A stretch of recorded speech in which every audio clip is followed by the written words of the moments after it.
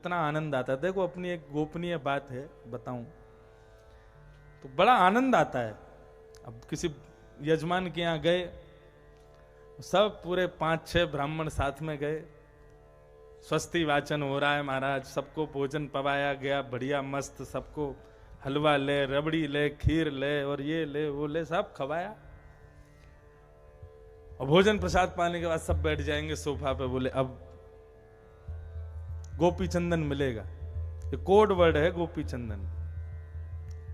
फिर गोपी चंदन मिलता है तो लिफाफा, अब लिफाफे में दिया, यजमान भी चतुर है ना, वो भी खुल के नहीं देता कितना दिया, लिफाफे में देता है, मतलब पता ही नहीं चले। 100 भी होगा तो घर जाके तो पता चलेगी, चुपचाप जेब में रख ली। फिर आपस में चर्चा चलेगी कितना दिया होगा, बोले शकल से तो लग रहा है 500 दिए होंगे। बोले लेकिन मैंने अपने हाथ में लिफाफा रख के देखा था तो उसके बाहर से ऐसा लग रहा था कि 100 ही होंगे। फिर शर्त लगती है महाराज, बोले शर्त लगाई 500 से कम नहीं निकलेगा।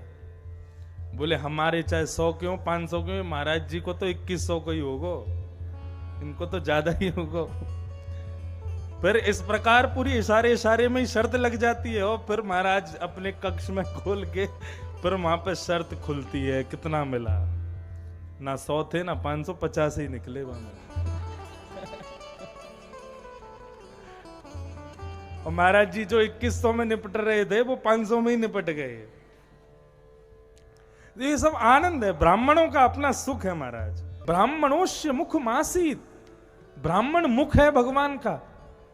बंधु, यदि ब्राह्मण को आप बढ़िया पकवान बना करके, बढ़िया थाली लगा करके और सुंदर प्रसादी पवा देते हैं ना, और ब्राह्मण यदि मुख पर प्रसादी लेकर के बस इतना कहते आहा आनंद आ गया, तो समझ लेना आज वैकुंठ में उत्सव मना होगा। ब्राह्मण मुख है भगवान का। ब्राह्मण की प्रसन्नता, केवल उसको प्रसाद बढ़िया पवा दो, शंकर जी की बढ़िया पूजा करवा लो और बढ़िया दक्षिणा दे दो, 3 काम करवा दो बस, ब्राह्मण ऐसा आशीर्वाद देकर के जाएगा, वो आशीर्वाद फलेगा। त्रिभिर पक्षे त्रिभिर मासे त्रिभिर वर्षेण सिद्ध्यति, 3 बार में ब्राह्मण का आशीर्वाद प्राप्त होता है। अच्छा, ब्राह्मण को प्रणाम कब करना चाहिए? संध्यांते शिव पूजांते भोजनांते तथैव च। इतना मत खोलो। त्रिभिर पक्षे त्रिभिर मासे त्रिभिर वर्षेण सिद्ध्यति। सबसे पहला प्रणाम, ब्राह्मण जब सुबह उठ करके स्नान ध्यान करके और तिलक आदि उर्धपुंड लगा करके जब अपनी संध्या कर रहा हो, और संध्या करने के बाद अपने नित्य क्रम करने के बाद में जैसे ही वो आसन से उठे, तुरंत उसके सामने दंडवत प्रणाम करो। दूसरा, शिव पूजान्ते वैष्णवानाम यथा शंभु। भगवान शिव ब्राह्मणों को बहुत प्रिय हैं।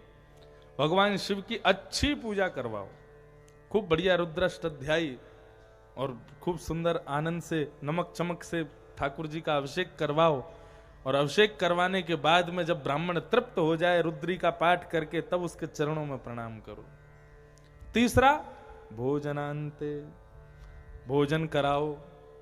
लेकिन एक चीज इन तीनों में जोड़ देना,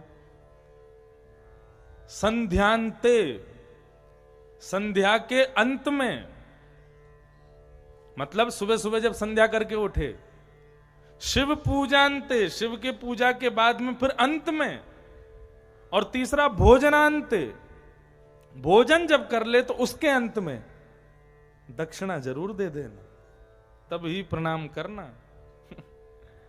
ब्राह्मण को दक्षिणा देने में बहुत कंजूसी करते हैं लोग, लेकिन ब्राह्मण को देना चाहिए, जैसे भाव से हो वैसे देना चाहिए। और जरूरी नहीं बहुत दो, लेकिन दो प्रेम से। ब्राह्मण दक्षिणा प्रेमी नहीं होते, वो प्रेम प्रिय होते हैं। वो आपके आदर सम्मान आदि, अब देखो सबके लिए तो देखो, अब किसी ने पंडाल बनाया तो लास्ट वाले दिन उसका बिल आ जाएगा, उतना ही देना पड़ेगा। साउंड ऑपरेटर भैया ने साउंड चलाया तो जितने का बिल आया उससे 1 रुपया कम करेंगे नहीं, देना ही पड़ेगा। लाइट वाले भैया ने लाइट लगाई तो जितने का बिल है देना ही पड़ेगा। सबको यथाउचित उनके अनुसार देना ही पड़ता है। लेकिन ब्राह्मण को लिफाफे में बंद करके अगर तुम जो दे दोगे बेचारा चुपचाप लेके चले जाते, ये नहीं पूछेंगे कि कितना दिया आपने। आप कहोगे हमको रुद्राभिषेक करवाना है तो ये नहीं तय नहीं करेंगे कितना दोगे, आके करवा देंगे, उसके बाद में लिफाफे में जो दे दोगे लिफाफा सीधा जेब में रख लेंगे, ये भी नहीं देखेंगे बेचारे कि कितना दिया है, चले जाते हैं। लेकिन ब्राह्मण भी महाराज अनुभवी होते हैं, वो लिफाफे के वजन से पता चल जाता है कि कितना है इसमें। तो ब्राह्मण को 3 बार प्रणाम करना चाहिए। संध्या करके उठे, शिव जी की पूजा करके उठे और भोजन के बाद। यदि आपने बहुत श्रद्धा से प्रणाम किया होगा तो त्रिभिर पक्ष 3 पक्ष में ब्राह्मण का आशीर्वाद मिल जाएगा। थोड़ी कम श्रद्धा से प्रणाम किया होगा, किसी स्वार्थवश प्रणाम किया होगा तो त्रिभिर माह से 3 महीने में उसका आशीष मिलेगा।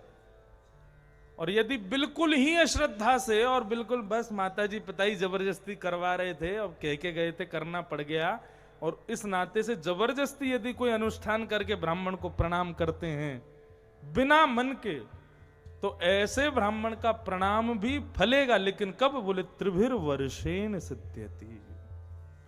ये बात पता कौन बताते हैं? ये बात बताते हैं राजा बलि को बताते हैं शुक्राचार्य। इस बात को सुनने के बाद ही बलि महाराज जाते हैं और जाकर के स्वर्ग पर चढ़ाई कर देते हैं और पूरे स्वर्ग को जीत लेते हैं। स्वर्ग को जीतते किसके प्रभाव से? ब्राह्मणों के आशीर्वाद के प्रभाव से। वामन अवतार क्यों हुआ? भगवान वामन मतलब ब्राह्मण क्यों बन के आए? क्योंकि ब्राह्मणों के आशीर्वाद से राजा बलि ने स्वर्ग को जीता था।